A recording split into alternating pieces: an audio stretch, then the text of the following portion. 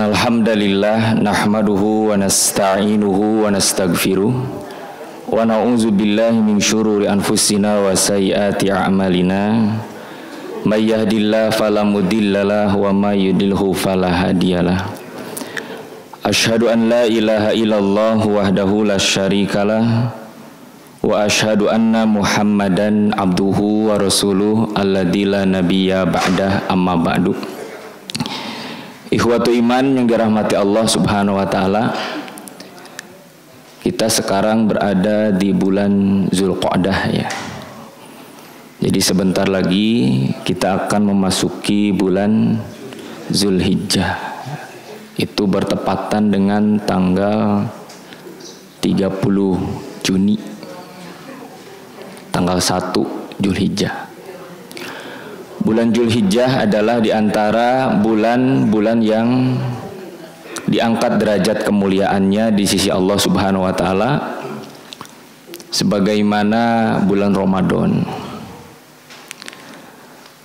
Dan waktu, tempat, kejadian itu menjadi mulia disebabkan adanya penetapan syariat.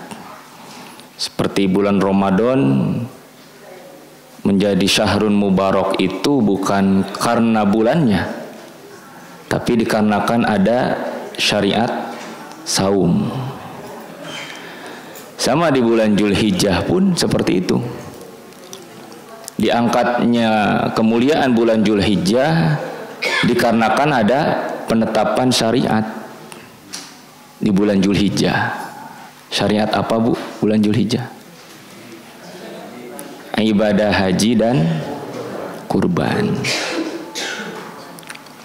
Nah, ikhwatu iman dirahmati Allah Subhanahu wa taala, bulan Zulhijjah dinamai juga dengan Syahrut Tauhid. Bulan Tauhid. Ada juga yang memberi nama Syahrul Ibrahim. Bulannya Nabi Ibrahim alaihissalam.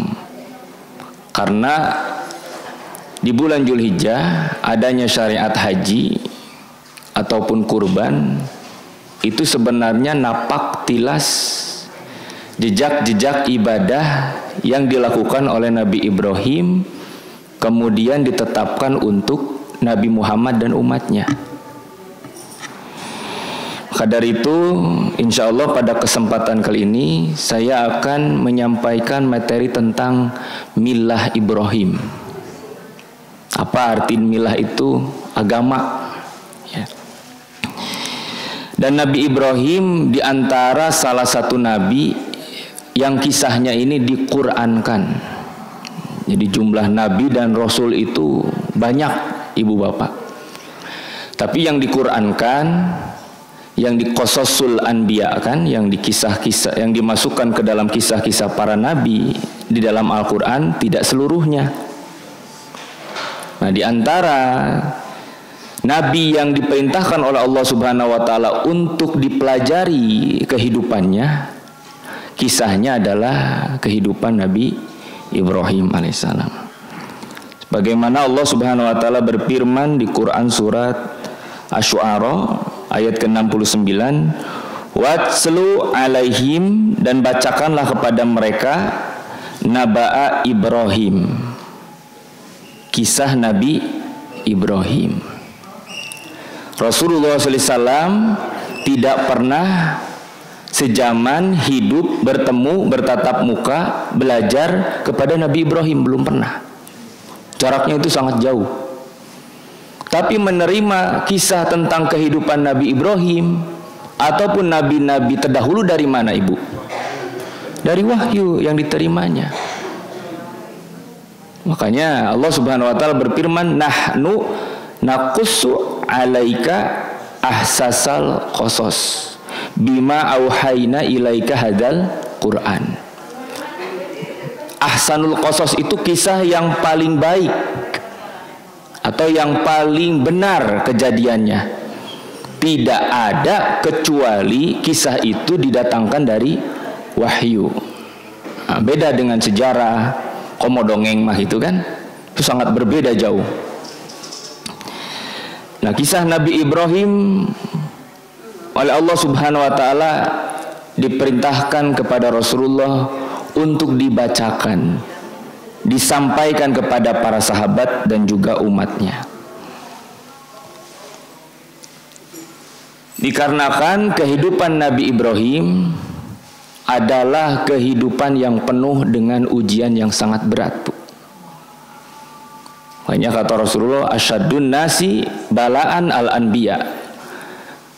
Ujian yang paling berat yang Allah Subhanahu wa taala berikan di antara manusia itu sudah diwakili oleh para nabi mereka. Jadi seberat apapun ujian umatnya, itu tidak akan pernah melebihi beratnya ujian yang diterima oleh nabinya. Jadi tong ngarasa pangsangsarana hirup mah. Masa pangripuhna gitu kan. Ya.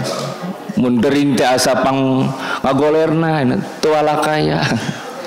Nabi Ayub dah berapa puluh tahun diuji oleh Allah Subhanahu wa taala sakit. Makanya kita acan aya BPJS jeung jam sostek. Kamana ngajamina gitu kan. Mung nyarios kumaha inni masaniad duru ya Allah abdi cenah teu damang tos sakitu. Nabi Ayub mah.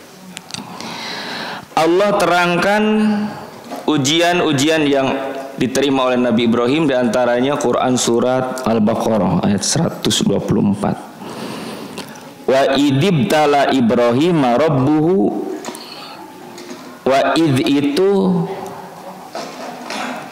kata singkat dari uzkur, artinya ingatlah.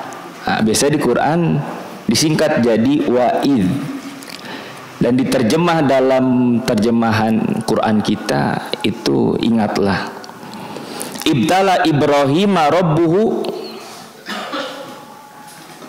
Rabb Nabi Ibrahim itu memberikan ujian kepadanya. Dikalimatin dengan beberapa ketentuan fa'atam mahunna. Kemudian ia menyempurnakannya. Berat ujian Nabi Ibrahim itu. Ujian untuk dirinya pernah dibakar oleh api. Tidak tahu kalau ternyata saat Nabi Ibrahim dibakar, Allah Subhanahu wa taala memberi perintah kepada api, ya naru kuni bardan wasalaman ala Ibrahim. Hai api, dinginlah dan selamatlah bagi Ibrahim. Itu saat kapan, Bu? Saat Nabi Ibrahim menghancurkan berhala-berhala. Jadi berhala-berhala yang disembah oleh raja dan juga penghuni istana itu dihancurkan semuanya. Disisakanlah yang paling besar. Digantungkanlah di leher patung yang paling besar, itu ada di Quran surat Al-Anbiya. Sampai kalah debat dengan raja, cenah pemuda kieu mah duruk we ka ditu. Nah, itu kan. Raja itu berkuasa membunuh siapa saja dengan cara apa saja. Apakah raja pada saat itu tidak memiliki prajurit? Ada. Gaduh tombak teu aya. Gaduh pedang tidak ada juga pedang. Ya. Tapi kenapa dibakar oleh api? Karena pada saat itu di antara sesembahan raja itu adalah menyembah api. Nah, gitu. Sampai kata rajanya, belalah Tuhanmu dikarenakan telah direndahkan oleh Ibrahim. Kinten-kinten Bu Nabi Ibrahim terangeun teu pas bade diduruk teh seuneuna jadi tiis. Atuh lamun terangeun mata kedah Nabi Ibrahim urang ge tiasanya. Dangke ge tiis ieu gitu. Istrinya juga pernah direbut oleh Raja Namrud. Wah, Siti Sarah. Ayahnya Azar adalah seorang pembuat patung. Punya anak Nabi Ismail didambakan dari dulu setelah dikaruniai diperintah untuk disembelih. Lu berat nih kehidupan ujiannya itu. Bapak, iya pami pun bojo dicanda ku raja kumaha Pak? Mas juga candaku jangan urang mah gitu. Abi mah bade neangan di Ustaz cenah gitu. Mangga we cenah kan itu canda. itu berat ujiannya. Tapi Nabi Ibrahim kata Allah fa'atam mahuna. Jadi seluruh ujian yang ditetapkan dalam bentuk syariat kepada dirinya itu semuanya lulus. Maka kata Allah ketika lulus, qala Allah Subhanahu wa taala berfirman, "Inni sesungguhnya aku ja'iluka linnasi imaman." Menjadikan dirimu sebagai imam. Jadi pami di urang mah SD, TK lulus, SD lulus, SMP lulus, SMA lulus, sampai perguruan tinggi lulus, kemudian di wisuda. Nabi Ibrahim juga diuji ayahnya seorang musyrik, ujian untuk dirinya, ujian untuk istrinya, ujian untuk anaknya, semuanya lulus, dilaksanakan dengan sempurna oleh Nabi Ibrahim. Maka oleh Allah Subhanahu wa taala Nabi Ibrahim dilantik, diposisikan dirinya di antara seluruh manusia sebagai imam. Ini ja'iluka linnasi, sesungguhnya aku menjadikan bagi dirimu untuk seluruh manusia kedudukannya sebagai imam. Janten upami Nabi Ibrahim imam, urang kedah janten naon Bu? Makmum. Upami imam ruku urang ruku, imam sujud urang sujud, mengikuti artinya. Termasuk Nabi Muhammad SAW pun diperintahkan untuk mengikuti milah Ibrahim. Karena kedudukannya sebagai imam. Dan lebih tepatnya imam di dalam masalah tauhid, dalam masalah la ilaha illallah. Qala wa min dzurriyyati, dan juga bagi keturunanku. Qala la yanalu ahdiz zalimin, dan sesungguhnya aku memohon, kata Ibrahim, termasuk juga dijadikan imam keturunan-keturunanku. Siapa keturunan Nabi Ibrahim? Kalau dari garis keturunan Sarah ada Ishak, ada Yakub, ada Yusuf. Nah, itu garis keturunan. Seluruh keturunannya diangkat menjadi nabi. Kalau dari garis Hajar ke sana ada Ismail sampai bawah kepada Nabi Muhammad SAW. Maka dari itu Allah Subhanahu wa taala memberi perintah kepada kita untuk menyampaikan bahwasannya qul sadaqallah, bahwa Allah itu benar, fattabi'u millata Ibrahima. Maka hendaklah engkau mengikuti milah Ibrahim. Ya, milah itu artinya adalah agama. Hanifan, yang lurus, wa makana minal musyrikin, dan Ibrahim itu bukan termasuk kepada orang-orang yang menyekutukan Allah. Nah, nanti milah Ibrahim ataupun sering dikenalnya dengan sunanun man qoblana, generasi sahabat menyebutnya, sunnah-sunnah yang didatangkan untuk kami sebelum adanya Nabi Muhammad, termasuk sunnah yang diambil dari Nabi Ibrahim. Yang pertama, ketetapan tentang syariat khitan. Upami di urang naon hitan teh nya? Sunatan di urang mah nya. Pami di Banjar mah sundatan nganggo de.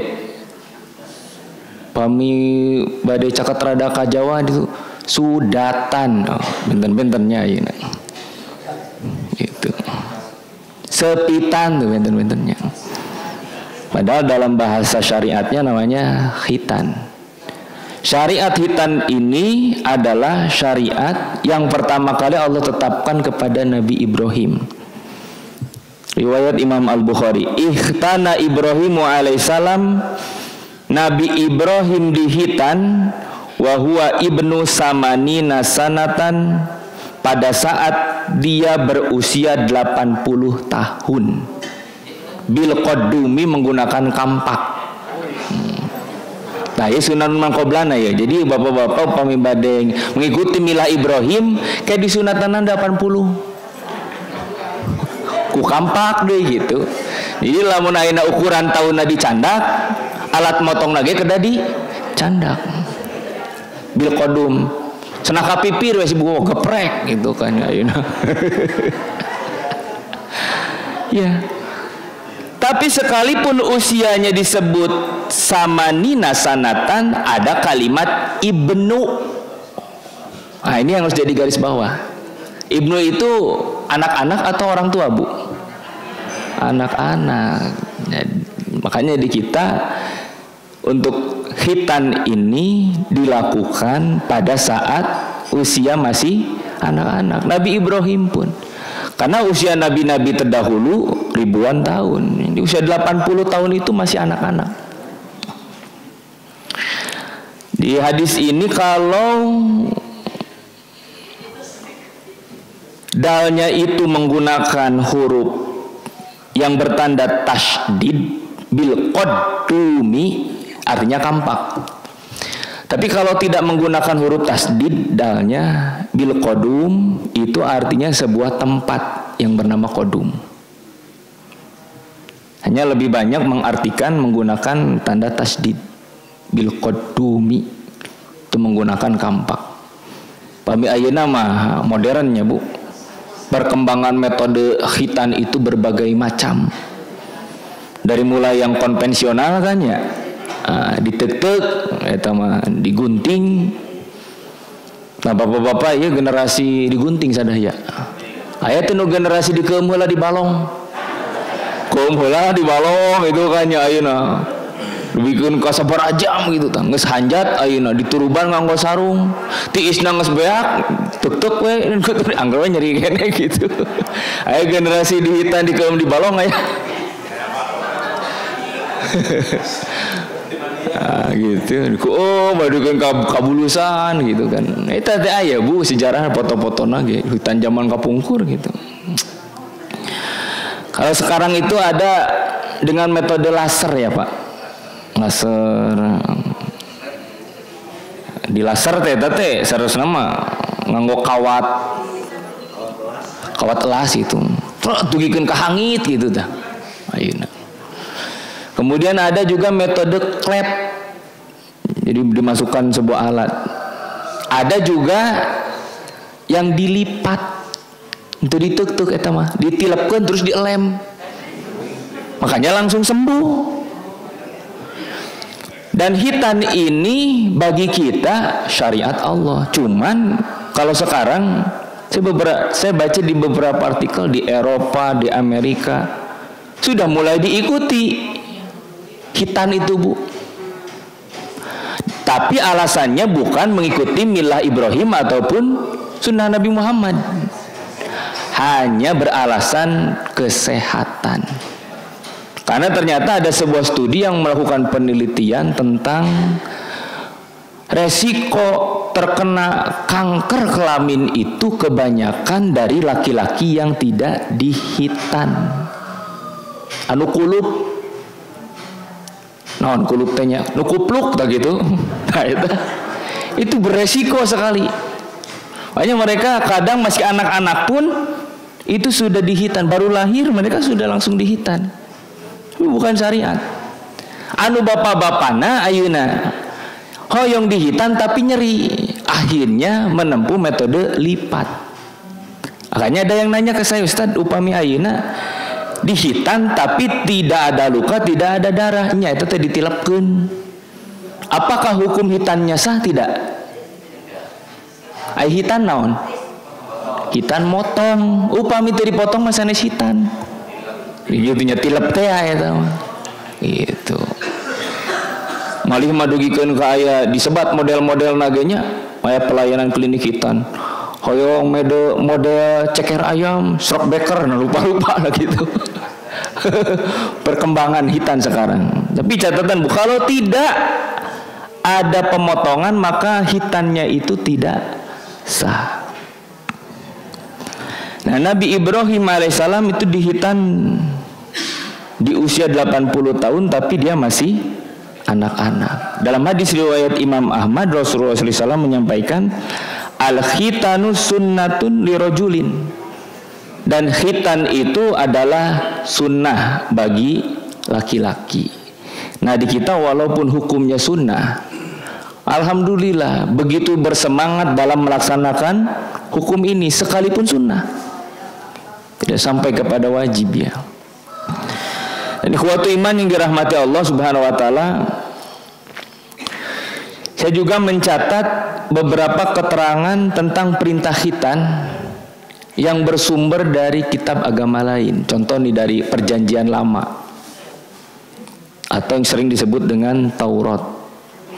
Kalau Perjanjian Baru itu Injil ya.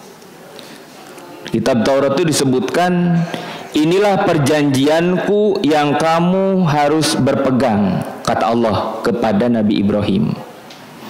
Perjanjian antara aku dan kamu serta keturunanmu, yaitu setiap laki-laki di antara kamu itu harus dikhitan. Ini diambil dari kitab Kejadian ayat 10 ya. Jadi untuk orang Yahudi pun khitan itu menjadi syariat agama mereka. Pada pasal yang lain, dan orang-orang yang tidak disunat, yakni laki-laki yang tidak ingin dikerat kulit hitannya, nah dikeratnya keret gitu ngerinya, maka orang itu harus dilenyapkan di antara orang-orang sebangsanya karena ia mengingkari perjanjianku. Malah dalam Taurat, ini kitab Kejadian, khitan itu bagi mereka adalah suatu kewajiban. Tapi pada kenyataannya sekarang orang-orang Yahudi sangat berat untuk melaksanakan syariat ini.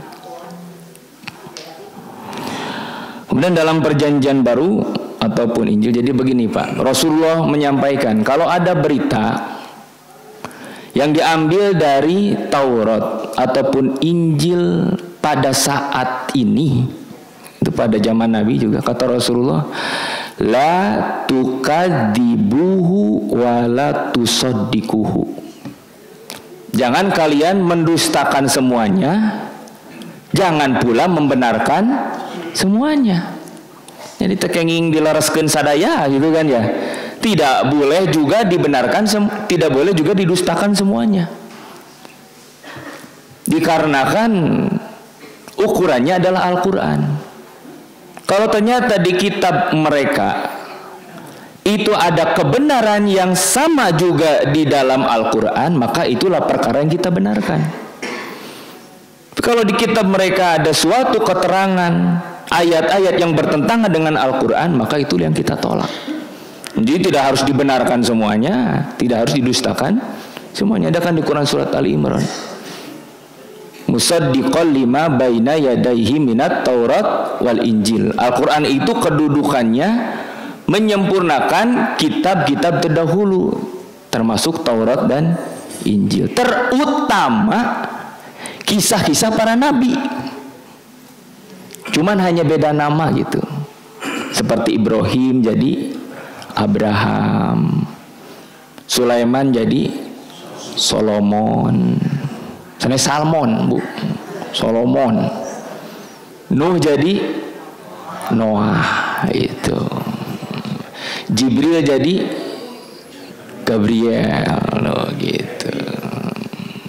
gitu tah. Itu terutama kisah-kisah Nabi mereka. Termasuk kisah juga peristiwa Ibrahim dimuat dalam kitab-kitab mereka. Jadi untuk orang Yahudi khitan itu wajib berdasarkan kitab mereka ya. Kemudian dalam Injil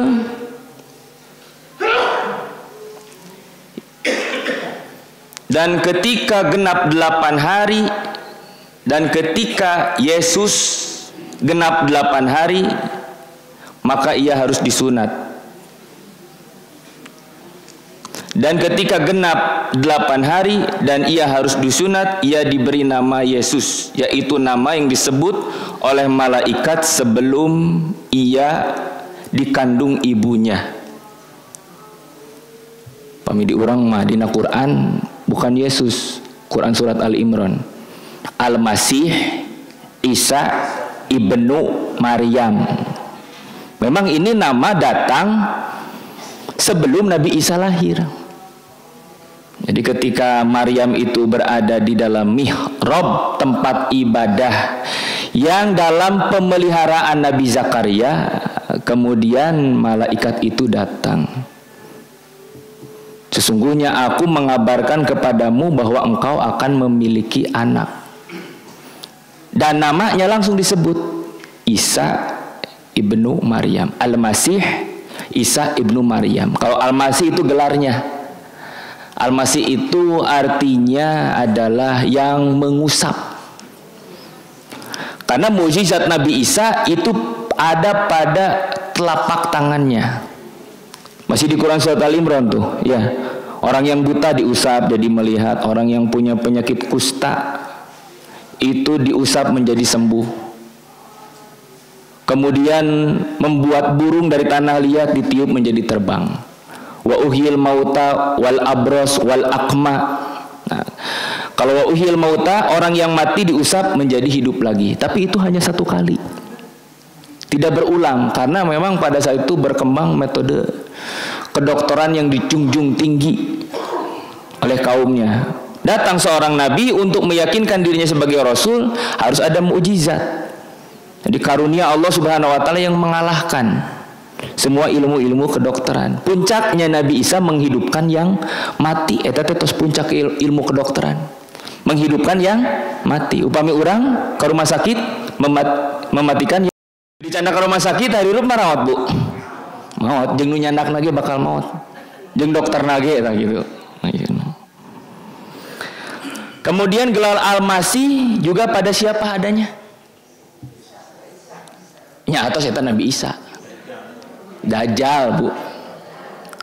Doa selesai tahiyat ya. Allahumma inni a'udzubika min adzabi jahannam wa min azabil qabri wa min fitnatil mahya wal mamati wa min syarri fitnatil masihid dajjal. Dajjal mah orang yang memiliki iman diusap menjadi kafir. Orang yang punya hidayah diusap menjadi dolalah. Dajjal mabuk itu masih gelarnya sama dari telapak tangan. Kalau mereka menyebutnya Yesus, itu dalam Injil Lukas pasal 2. Kemudian Yesus menjawab, sungguh kukatakan kepadamu bahwa anjing itu lebih mulia dari seorang yang tidak bersunat. Nah, ini ada di kitab Barnabas. Ustaz cenah meuni nyebat anjing naon atuh? Gogog. Gogog mah sorana.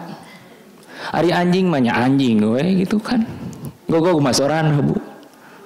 Teu kenging teh nyebat jalmi kunami tah eta nu teu kenging mah nyebat jalmi kunami binatang itu tidak boleh. Kalau nama binatang mah silakan. Nah, dalam kitab Barnabas disebutkan bahwa sesungguhnya kukatakan kepadamu bahwa anjing lebih mulia daripada seorang yang tidak bersunat. Orang Kristiani menurut kitab agama mereka disunat itu merupakan suatu kewajiban.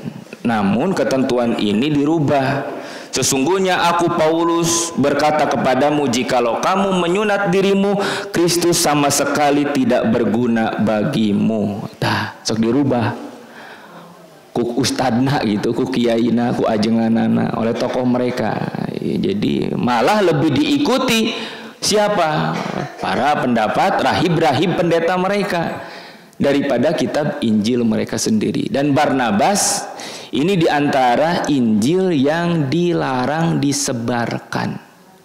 Ya, karena termasuk di Barnabas itu sendiri diterangkan tentang ciri-ciri Nabi terakhir. Dan semuanya arahnya kepada Nabi Muhammad.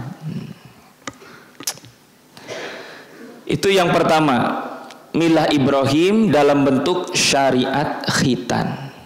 Kemudian yang kedua, Nabi Ibrahim merupakan nabi yang pertama kali membangun masjid. Quran Surat Ali Imran 96-97. Inna awwala baiti wudi'a lin-nasi, sesungguhnya rumah yang mula-mula dibangun untuk tempat beribadah bagi manusia, bibakkata mubarakatan, ialah Bakkah yang penuh dengan keberkahan. Di sini diterjemahnya ialah Baitullah atau Bakkah yang diberkati. Jadi kalau di Quran, Bu, namanya bukan Mekah, tapi Bakkah, bibakkata.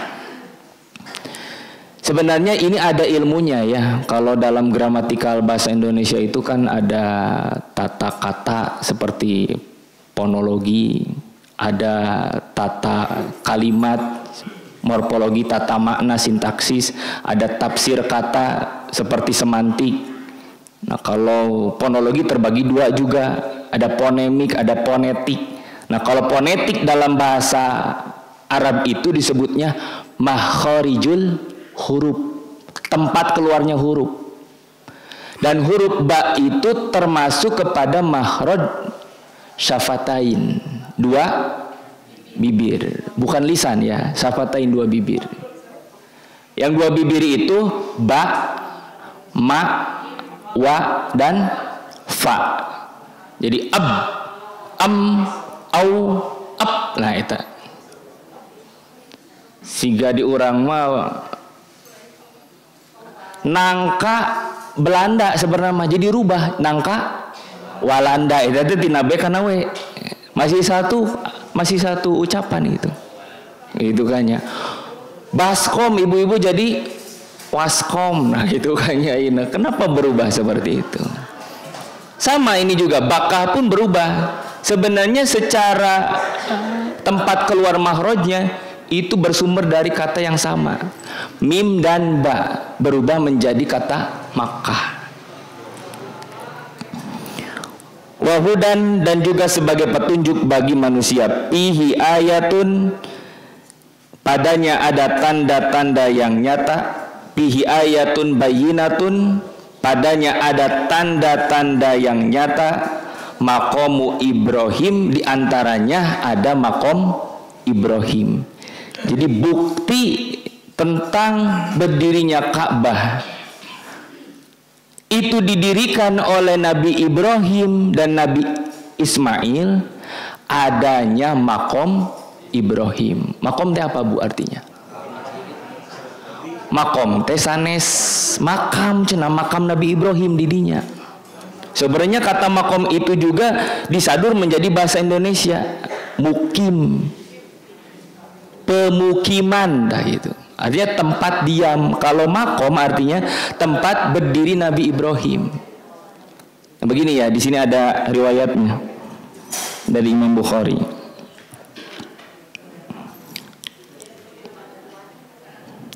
Qala Ibrahim alaihissalam, jadi dibangunnya itu Ibrahim dengan Nabi Ismail. Ya Ismail, innallaha amaroni bi amrin. Kata Nabi Ibrahim, hai Ismail, sesungguhnya Allah memberikan perintah kepadaku. Qala, pas nama amaraka rabbuk. Kata Nabi Ismail, laksanakanlah apa perintahmu. Wa ta'inani, apakah engkau akan membantuku? Kata Nabi Ismail, u'inuka, aku akan membantumu. Amaroni an abniya hahuna baitan, sesungguhnya aku diperintahkan oleh Allah untuk membangun rumah di sana. Nah, makanya disebut Baitullah itu dari sini. Nabi Ibrahim sendiri menyebut bangunan Ka'bah itu sebagai baitan. Wa asyara ila aqmatun murtafi'atun ala mahauliha, kemudian Nabi Ibrahim menunjuk kepada tempat yang paling tinggi pada saat itu di antara sekitar Ka'bah. Fa inda dzalika rafa'an qawaidu minal bait, maka ketika mulai dibangun pondasi dari Baitullah ini, faja'ala Ismailu bihijaratin ya'ti bihijaratin, kemudian Nabi Ismail bertugas untuk mengasongkan batu-batu. Jadi Nabi Ismail nu milarian batuna teh dipasihkeun. Wa Ibrahim yubna, dan Nabi Ibrahim yang menyusunnya. Jadi ieu teh sapertos tukang sareng laden. Tukangna saha? Nabi Ibrahim. Ladena duaan we jadi Ka'bah. Nu pami ngabangun masjid teu kadari weuting nu ngatur Bu, tangtukeun diatur ku saha we. Mun liweuh nu ngatur moal jadi-jadi eta teh. Nabi Ibrahim sareng Nabi Ismail we ku saha? Ku duaan. Terus ku bagianana gitu ayeuna.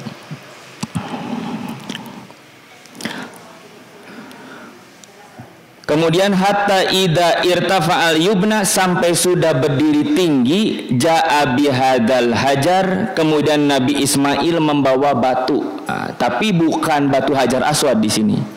Pawa do'alahu, dan disimpanlah batu itu oleh Nabi Ismail, paqoma alaihi, kemudian digunakan untuk berdiri oleh Nabi Ibrahim. Namun orang menon STGR Bu, sanes esteler.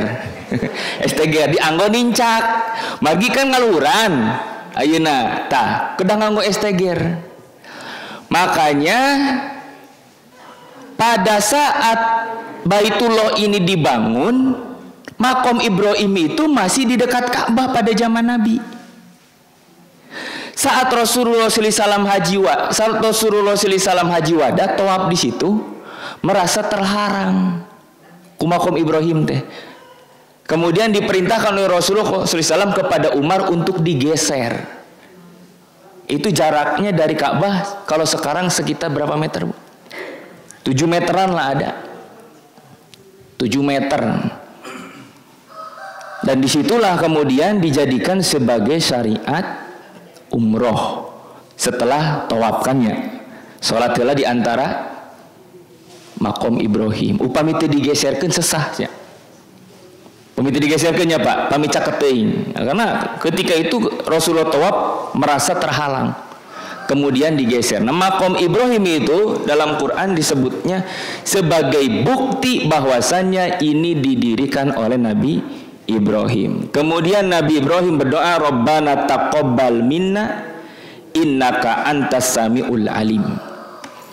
Ya Allah, terimalah dari kami, sesungguhnya Engkau Maha mendengar, Maha mengetahui. Doa selesai membangun Baitullah. Jadi hakikatnya masjid itu mau dibangun oleh perorangan, mau dibangun oleh keluarga, mau dibangun oleh organisasi, mau dibangun oleh masyarakat, tujuannya satu, mengikuti milah Ibrahim. Allah Subhanahu wa ta'ala memberi perintah kepada Nabi Ibrahim untuk membangun Baitullah. Dan juga Rasulullah SAW menjanjikan kepada umatnya, siapa saja dan di mana saja yang membangun Baitullah, maka Allah akan membangunkan baitan fil jannah, membangunkan rumah di surga. Jadi kita yang tidak mengetahui kadang keliru, makom Ibrahim itu disebut makam selepat. Nah, makam Nabi Ibrahim di mana tuh? Palestina, di Hebron, di wilayah, nama wilayah itu disebut Al-Khalil. Ada masjid di situ, Masjid Al-Khalil. Karena Nabi Ibrahim memiliki gelar apa Bu? Khalilullah, kekasih Allah. Situ. Jadi rumah tangganya juga di situ, di Palestina ya. Dengan Sarah. Terus kenapa ada di Mekah membangun Baitullah? Karena ada perintah dari Allah supaya Sarah dan Hajar dipisah. Gitu. Dipisahkan ke biwadin ghairi dizar'in, dalam Quran itu disebutnya. Kuperintahkan kau Ibrahim agar mengasingkan Hajar dan anakmu ke sebuah lembah yang tidak ada kehidupan. Tanah yang gersang, gunung-gunung bertumpuk batu, tidak ada air. Makanya Ismail teh masih nyusu kene Bu. Pami ayeuna ibu nembe ngalahirkeun gaduh caroge nabi. Cek bapana teh mah saurah Allah ieu nya hapunten. Mamah jeung urang kali kedah diasingkeun ka Gunung Puntang kersa teu. Maon cari ate kitu cenah ieu mamah karek ngalahirkeun. Nyusuan budak diasingkeun ka ditu. Men ngalawan apa majikan orang, untung orang terjadi nabi dah. Pasti pamajikan age ngalawan gitu. Teu dibunya tos dugi ka ditu teh ditinggalkeun atuh ku Nabi Ibrahim teh. Kembali lagi ke Palestina, kembali lagi ke Hebron. Ditinggalkan sampai Ismail mau menyusui kepada ibunya, air susunya kering kan. Karena ibunya juga tidak minum. Akhirnya melihat di bukit Sopa itu seperti ada air, padahal batu yang tersinari teriknya matahari. Lari kadinya lumpat teu aya, ninggal di Marwah teu aya, bulak balik we, sabaraha balik kita? 7 balik sampai itu ditetapkan sebagai syariat sa'i dalam umroh kan. Akhirnya rezeki itu tidak datang dari ikhtiar ibunya, tapi dari tangis Nabi Ismail. Di antara dua kepitan kaki Nabi Ismail terpancar sumber mata air. Dibendungi nganggo batu, barinya rios hajar teh Zam-Zam. Berkumpullah. Dugikeun ka ayeuna tah. Jutaan barrel itunya, air itu disedot tidak pernah habis. Ya, kata ahli hidrologi di Jepang nih, air Zam-Zam ini air yang paling terbaik sedunia. Kadar pH-na, Bu. Teu kedah dimasak heula eta mah langsung dieueut.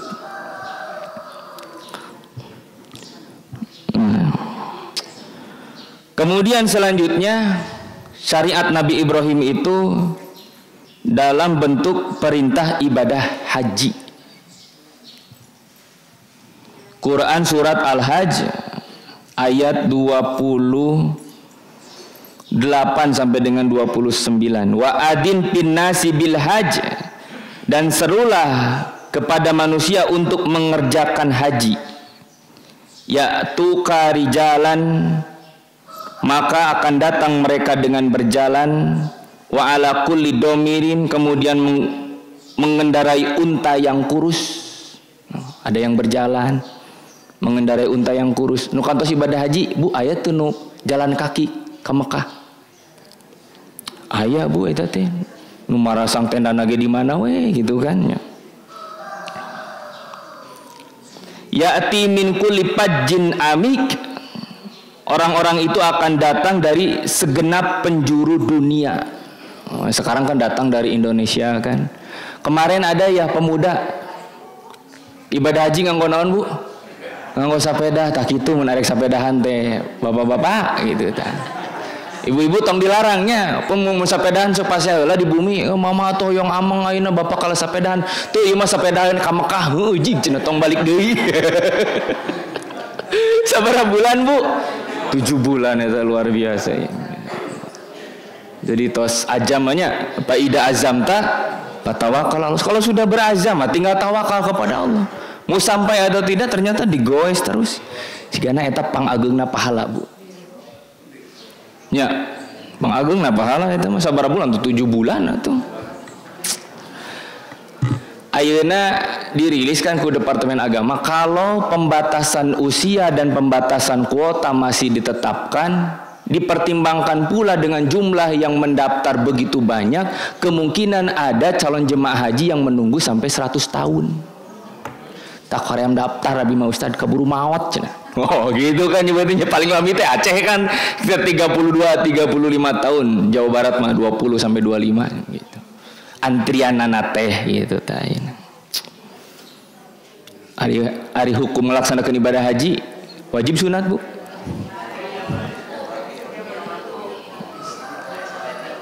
Ai rukun Islam sabaraha hiji? Ai nu sunatna teu? Teu aya. Syahadat wajib, salat, zakat, saum, haji wajib. Kan upami teu mampu dihampura. Gitu. Upami teu mampu dihampura. Ngan ayeuna upami mampu teu ngalaksanakeun kieu ya Rasulullah. Man malakaza dan aurahilatan tablugu ilal baitillah, barang siapa yang memiliki bekal atau kendaraan yang menyampaikan dia kepada rumah Allah, walam yahuj, tapi dia tidak berhaji, pala alaihi an yamuta yahudian au nasronian, maka dia tidak akan mati kecuali memilih di antara dua keadaan, Yahudi atau Nasrani. Punya bekal, punya kendaraan, punya itu tinggal berangkat. Ya, punya uang tidak mau mendaftar, punya rezeki tidak mau menyisihkan sekarang. Maka kata Rasulullah tinggal pilih, mati menjadi Yahudi ataupun mati menjadi Nasrani. Liyashhadu manafi'a lahum, agar mereka menyaksikan manfaat. Wa yadhkurullah, dan menyebut nama Allah fil ayyami, pada hari-hari penyembelihan. Di sini ada kalimat ayyam, maksudnya hari-hari tasyrik ya. Ayyamin ma'lumat, hari-hari yang ditentukan. Alama razaqakum min bati mahil anham, min bati mahil an'am, dari rezeki yang Allah berikan kepadamu berupa binatang ternak.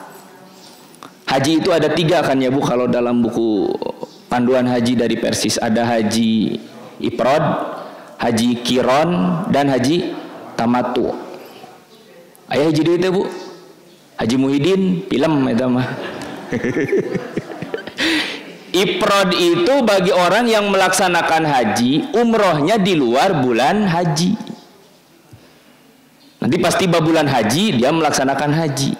Dan bagi haji ifrad ini tidak ada syariat hadiu. Gitu. Kalau haji kiron itu melaksanakan ibadah haji tapi tidak dipisah dengan tahalul. Kan setelah umroh tahalul dulu itu ya. Nah, kalau kiron itu tidak. Kalau tidak mau tahalul dulu, syaratnya dia harus menyembelih hadiu yang dibawa dari tanah airnya. Jadi mau numpami ibu hoyong kiron teh kada nyandak domba ti dia kene. Pasporan pisaan pasti domba teh. Hese eta teh pami kitu mah nya. Makanya kita mengambil haji tamattu, di mana dipisah dengan tahalul umroh, yang kemudian diperintahkan untuk menyembelih hadiu. Tanggal berapa? Tanggal 10 kade. Ulah nebikeun ka tanggal 7 geus dibere potona. Ti sahati pembimbing. Tanggal 8 geus dipasian. Ya tos cenah alhamdulillah dipencit hadiunya ting potono ira eta teh. Nah, ibadah haji nih hati-hati, aduh. Hari hoyong mabrur mahnya Pak. Kalau ingin meraih kemabruran, itu tidak mudah begitu saja melaksanakan ibadah haji yang aturannya sudah ditetapkan oleh Rasulullah. Khudhu ani manasikakum. Ambillah tata cara, upacara, manasik-manasik haji kalian dariku. Ini mutlak Bu, seperti perintah shollu kama ra'aitumuni usolli, itu tidak boleh. Pemidugikeun ka teu tiasa mencit kan di piwarang saumnya. 3 hari di sana, 7 hari di sini, di jumlah janten 10 hari. Ibu-ibu nu kantos ibadah haji saum atuh napi mencit. Mencit gitu. Eta teh hadiu. Ketika orang yang sedang melaksanakan ibadah haji, hadiu bagi kita kurban di sini gitu. Bagi kita yang melaksanakan haji, itu hadiu bagi kita melaksanakan ibadah kurban. Pakulu minha, maka makanlah oleh kalian yang menyembelih hadiu itu. Jadi yang sedang beribadah haji itu boleh memakan hadiunya. Nugikeun ka aya jamaah nu panasaran di mana cenanya hadiu abi ieu pencitan abi dianterkeun ka ditu. Abdi hoyong nyobian ati onta cenah gitu. Di pasihan agung pisan, dibawa ke hotel, eueuh jang masakna dikulub dina Magicom. Saking ku aya ngasaan eta daging onta. Wa'at imul baisal pakiro, dan bagikanlah hadiu ini menjadi makanan bagi orang-orang yang sengsara lagi pakir. Jadi menurut ayat ini yang berhak menerima kurban itu yang pertama yang menyembelihnya, mudohinya gitu, kurbaninya. Yang kedua diprioritaskan orang pakir, orang miskin. So ayo nyebat kieu. Teu ari-ari kurban mentak kene daging mah nyait. Teu ari-ari atuh ari meakeun mah euceu tah gitu. Ari nyuhunkeun mah sapali tidak apa-apa silakan. Nu teu kenging teh dicandak sadayana. Tapi prioritas nih Pak.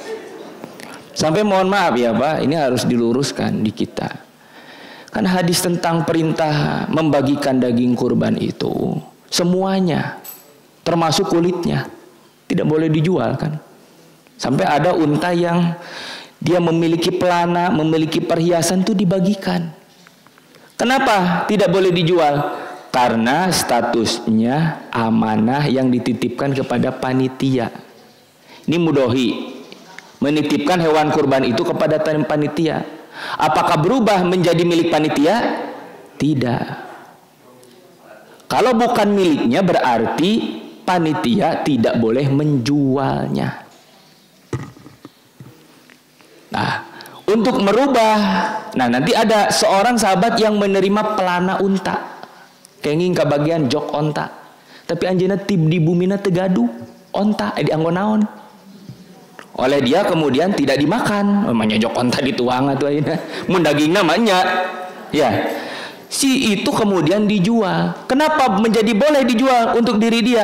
Karena statusnya bukan lagi hewan kurban titipan, tapi sudah menjadi milik penerima. Kalau di Quran surat Al-Hajj yang lain kan al-qani'a wal mu'taro. Daging kurban itu untuk orang yang meminta-minta dan untuk orang yang tidak meminta. Kalau di ayat ini untuk orang yang menyembelihnya dan untuk orang fakir atau miskin itu diprioritas.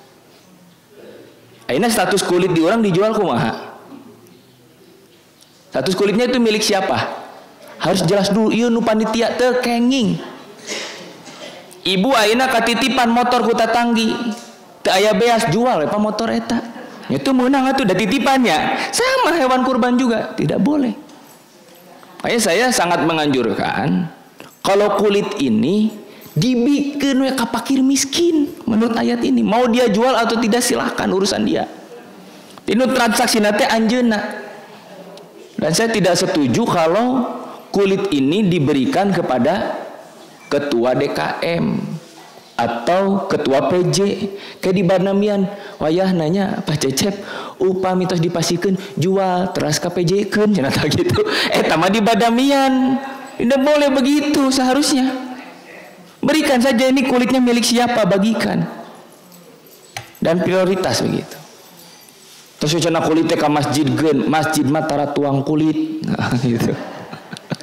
Nya adi kapungkur kulitnya dikumakeun ku sahabat mah, ada yang jadikan hub sepatu, ada yang jadi jaket, ada yang jadi wadah air, dimanfaatkan. Itu non bahasa orang namanya kempis gitu. Tapi ini Pak ada catatan ya saya tentang haji. Sebenarnya yang terakhir syariat kurban ya Bu. Nanti insya Allah lah bahas lagi di waktu yang lain. Ini sebagai penutup. Rasulullah SAW bersabda, ya'ti ala nasi jamanun. Nanti akan datang suatu zaman pada umatku, yahujja agniya ummati linuzhah. Orang-orang kaya dari umatku melaksanakan haji hanya untuk liburan. Aduh, iya bahaya pisan. Hayang apal Mekah teh kumaha, hayang apal Ka'bah teh kumaha ayeuna. Kadituna teh ngadoa naon? Bade piknik. Padahal tujuan utamanya apa? Ibadah penasaran cenah abi sok ka Hong Kong, abi sok ka Amerika, abi sok ka Inggris, tapi tara direah-reah nu sigare ka Mekah cenah tak gitu. Kadituna teh bade naon? Liburan. Nah, ini hati-hati kata Rasulullah. Di antara umatku akan datang nanti suatu kaum orang-orang kaya di antara mereka datang ke Baitullah itu linuzhah, untuk liburan. Ini sudah sekaluartina tujuan eta mah. Yang kedua, wa ausatuhum litijarah, orang-orang pembisnisnya berjual beli di sana. Kaditu teh bade dagang. Wa qurauhum liriya wa sum'ah, dan ulama-ulamanya melaksanakan ibadah haji untuk riya dan sum'ah. Hoyong dipuji, hoyong kadang ngubatur, abi tos haji seberakali, abi tos ieu, abi tos itu, terus dong menjadikan sebuah kebanggaan bagi dirinya supaya lebih mudah didengar orang lain. Wa fuqara'uhum lil mas'alah, dan bagi orang-orang fakir datang melaksanakan ibadah haji untuk meminta-minta. Seueur pisan we teh di Masjidil Haram teh nya. Jalmi anu nyuhunkeun kitu nya.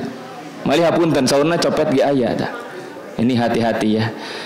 Mila Ibrahim yang terakhir adalah ibadah kurban. Jadi dalam catatan saya itu ada 4. Yang pertama khitan, Yang kedua, membangun masjid. Yang ketiga, melaksanakan ibadah haji. Dan yang keempat, melaksanakan ibadah kurban. Mudah-mudahan Allah Subhanahu wa taala menjadikan diri kita sebagai orang-orang yang ittiba kepada milah Nabi Ibrahim alaihissalam. Dan mudah-mudahan bapak-bapak yang sudah dihitan, ada yang belum diterima amal hitannya oleh Allah Subhanahu wa taala. Yang membangun masjid, mudah-mudahan rezekinya diberkahkan. Yang sudah melaksanakan ibadah haji, mudah-mudahan hajinya mabrur. Dan insya Allah mudah-mudahan Allah memberikan rezeki usia kepada kita untuk melaksanakan ibadah kurban yang sebentar lagi ya. Itu saja yang saya sampaikan, mudah-mudahan menjadi ilman nafi'an wa amalan mutaqabbalan. Aqulu qouli hadza wa astaghfirullah li wa lakum. Assalamualaikum warahmatullahi wabarakatuh.